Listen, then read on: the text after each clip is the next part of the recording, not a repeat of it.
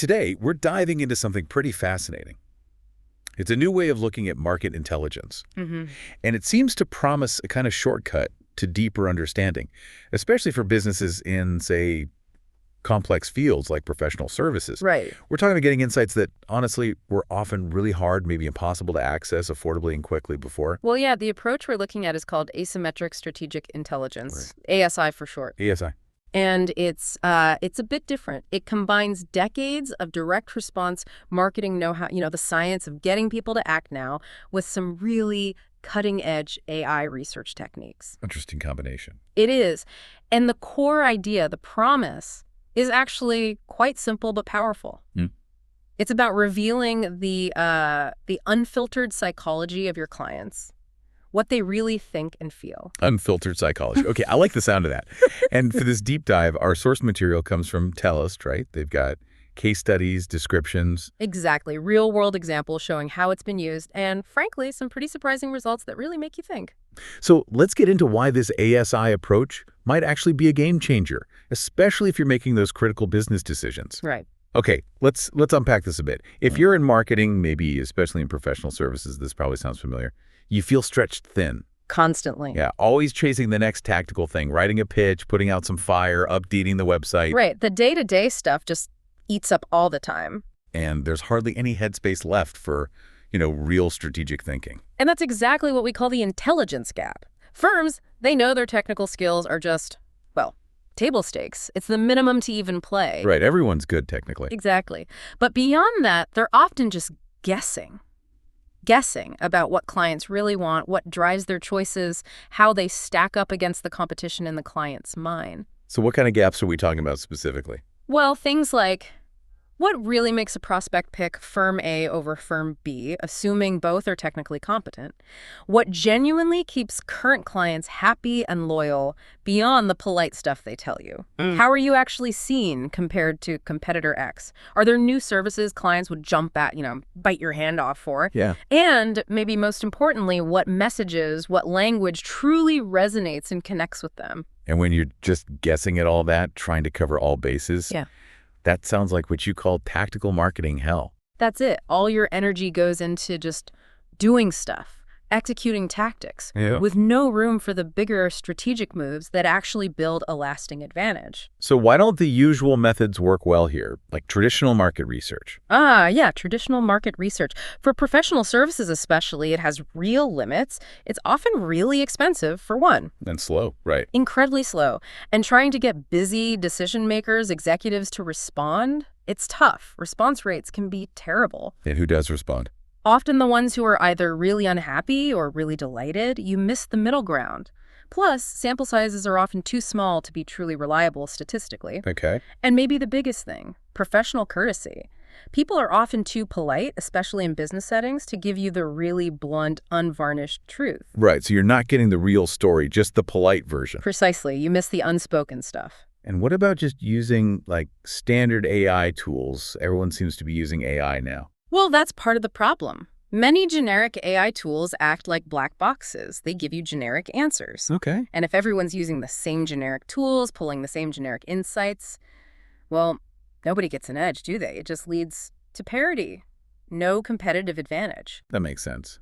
And management consultants. They can provide valuable recommendations, no doubt, but it's often very expensive. And crucially, they give you the answers, but they don't typically build the capability inside your own team to keep generating those insights. So you become dependent on them. Exactly. You're reliant on external expertise rather than building your own internal systematic intelligence advantage. So basically, these older methods often they fail to get to that unvarnished truth, the real client perspective. They struggle to, yes. And this is where asymmetric strategic intelligence, ASI research, comes in. It's designed to overcome those specific limitations. How does it work then? What's the core process? At its heart, it involves surveying what we call client proxies. Client proxies? Yeah. Okay, what are those? Think of them as AI-generated synthetic personas. They're like highly sophisticated digital twins of your target clients. Digital twins? Yeah. They're meticulously trained on enormous data sets covering human psychology, decision-making biases, industry specifics, all sorts of nuances. Each proxy is like a unique individual mind reflecting a specific segment of your market. Wow, okay. So you survey these AI personas. Exactly. We ask them strategic questions individually, the answers they give back. That's technically synthetic data, but we call it strategic intelligence because the insights you get from analyzing those answers are incredibly real and actionable. Okay, this is where it gets really interesting for me.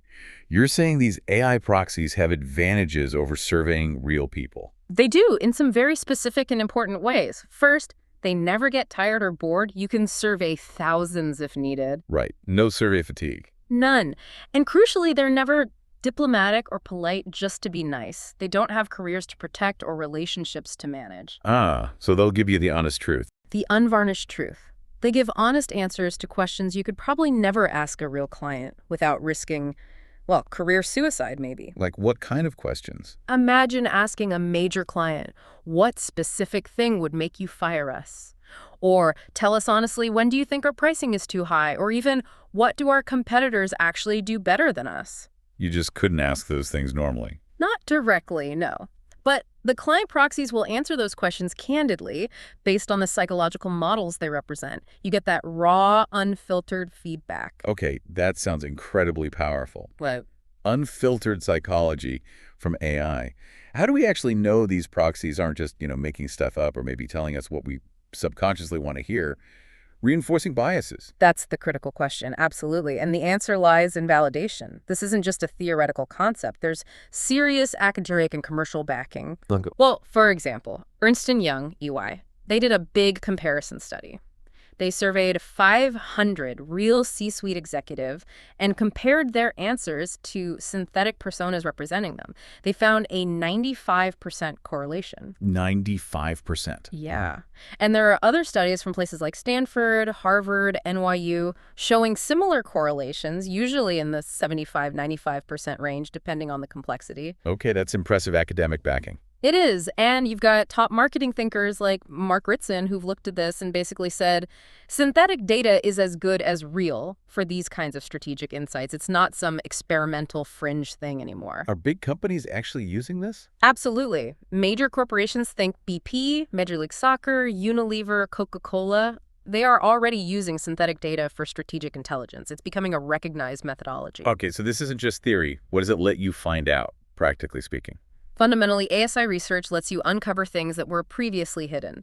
The hidden psychology behind decisions, why clients really pick a competitor, even when they say it's price. Real retention intelligence, what genuinely builds loyalty, not just satisfaction. Your true competitive positioning, how the market actually sees you versus others. And message optimization, which words, which value propositions actually connect and resonate deeply. That's a lot of valuable insight. It is. But ASI isn't just the research part. It's designed as a more complete solution. What do you mean? Well, after the research phase delivers those raw, unfiltered insights, the next step is strategic consultation. That's where we help translate that intelligence into concrete, actionable plans.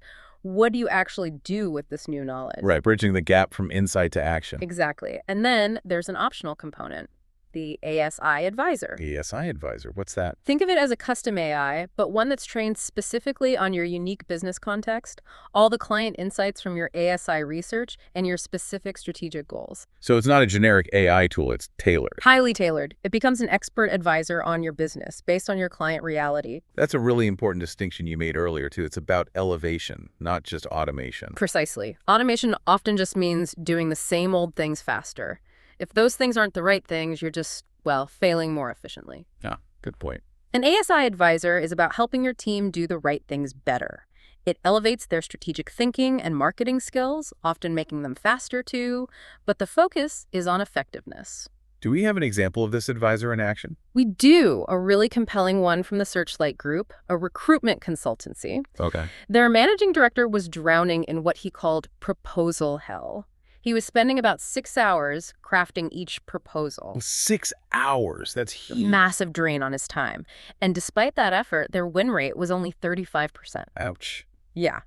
So the solution was to train an ASI advisor. It learned to analyze incoming RFPs, understand the client's needs, and then draft high-quality proposal responses written in Searchlight's unique voice and referencing their most relevant experience. So the AI wrote the proposals. It drafted them using the knowledge base it was trained on.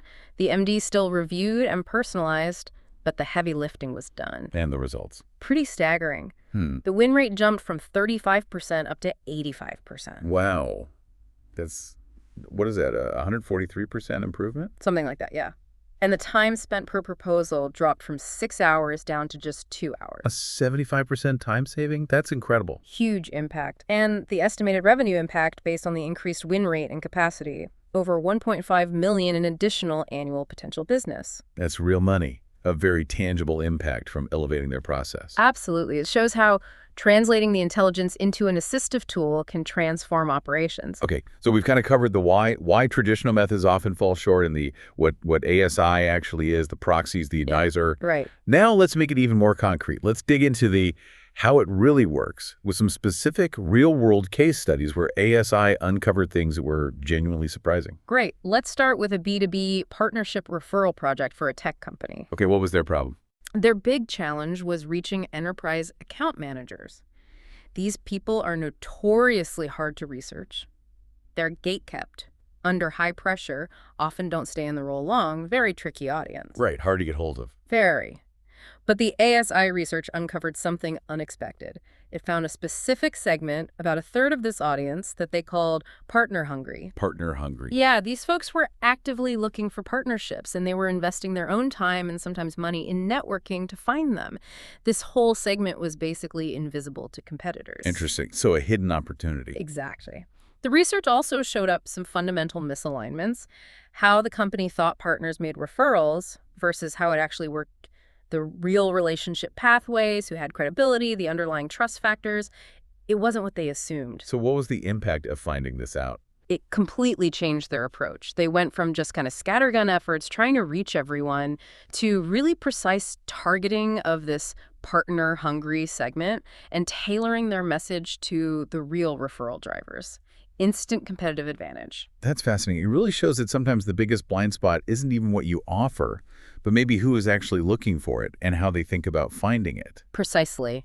You have to challenge your assumptions about who's in your market and what makes them tick. So the takeaway there is really challenge those assumptions, dig deeper into segmentation based on actual needs, not just demographics. Definitely. Okay, next up. A performing arts organization. They were dealing with falling enrollments, more competition. Common challenges for arts groups. Very. And their challenge was, again, research. How do you effectively research busy parents making decisions about kids' activities? Tricky, yeah. The truly surprising discovery here was that the organization was essentially competing in the wrong category in the parents' minds. Wrong category, how so? They positioned themselves firmly in creative arts, dance classes, drama, music, that sort of thing. But the ASI research revealed that parents weren't comparing them just to other arts programs. They were actually evaluating them alongside activities focused on confidence building. Like sports. Exactly. Things like swimming lessons, martial arts, activities parents saw as building resilience and character. The arts org wasn't even thinking of those as competitors. So they were framing the decision completely differently. Completely. And another thing emerged, a pricing paradox. They thought price might be a competitive lever, but the research showed cost was more of a basic market entry barrier. Once parents decided they could afford it, price wasn't the main factor in choosing between providers in that confidence-building category. That's a huge insight. So what did they do? They had to reposition themselves, change their messaging to speak to those confidence-building needs, adjust their pricing strategy based on that barrier insight, and basically reach parents where they actually were, psychologically speaking. Just imagine that.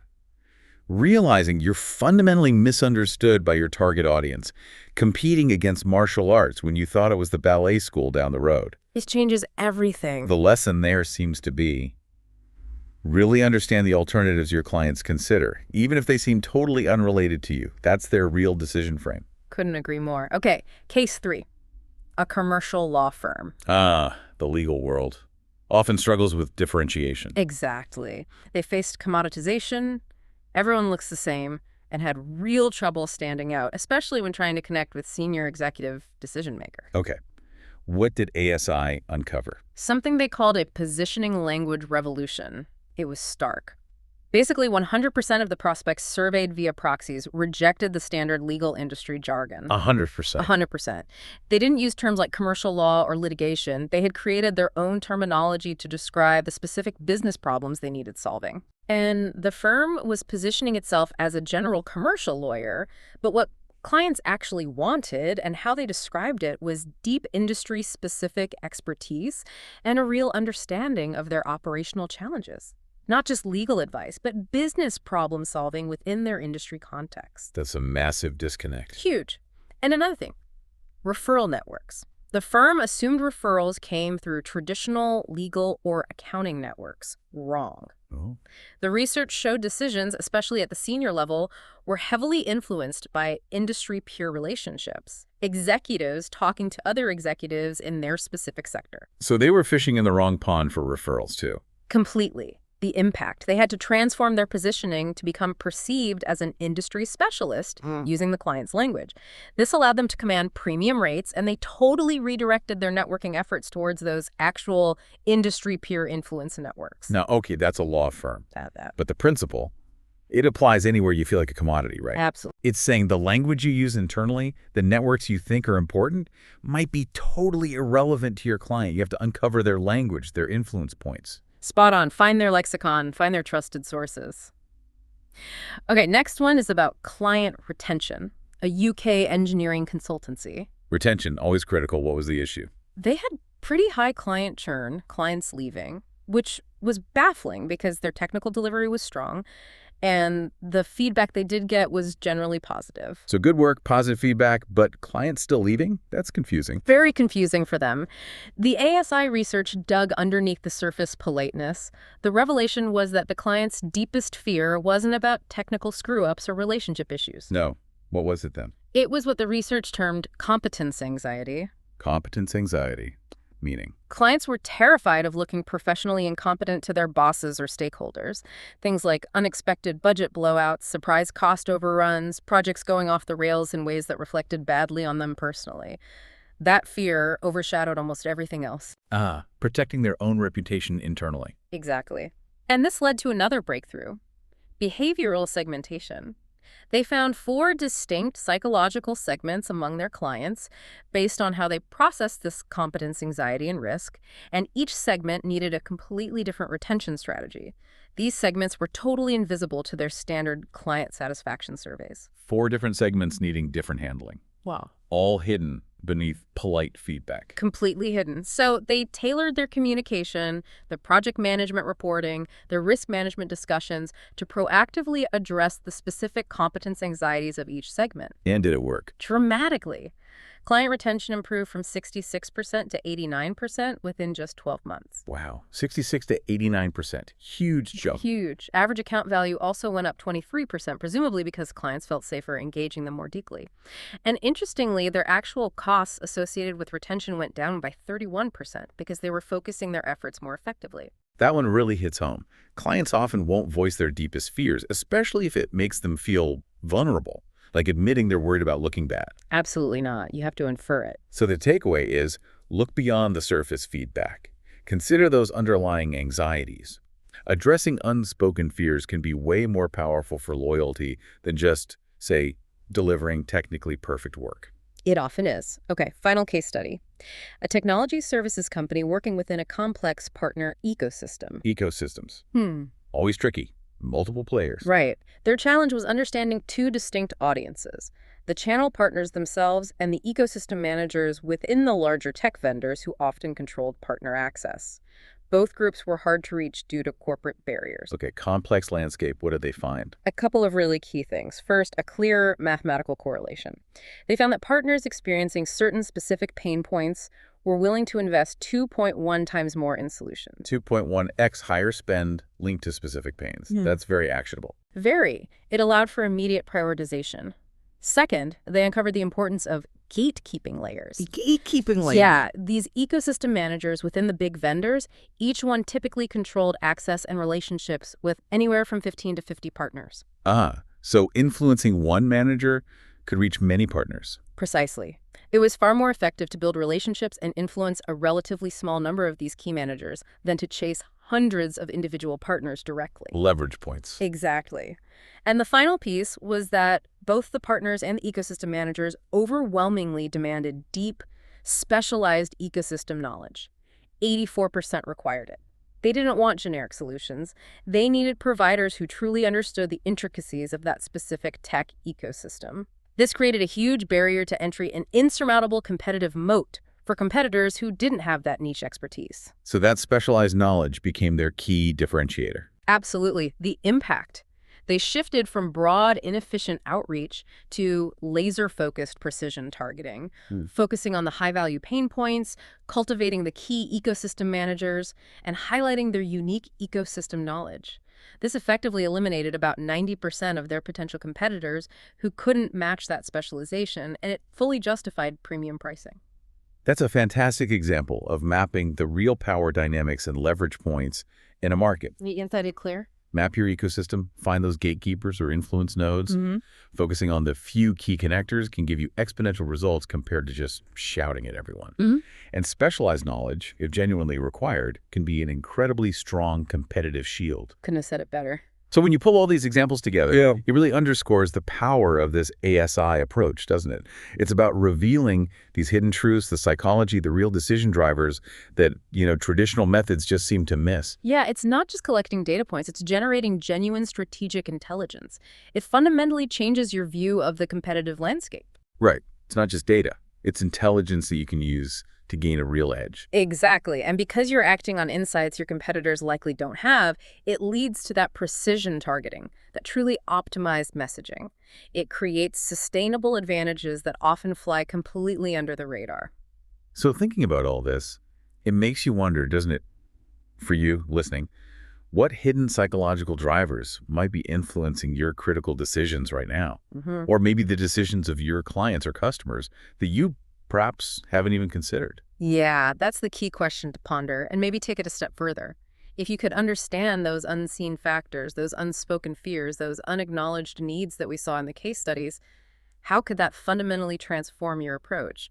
What unforeseen opportunities might that unlock in whatever you're trying to achieve? It's definitely food for thought. So as you go about the rest of your day, maybe just take a moment. Think about your own intelligence gaps. What don't you know about your market, your clients, your own decisions? And consider the possibilities that a deeper level of understanding could open up.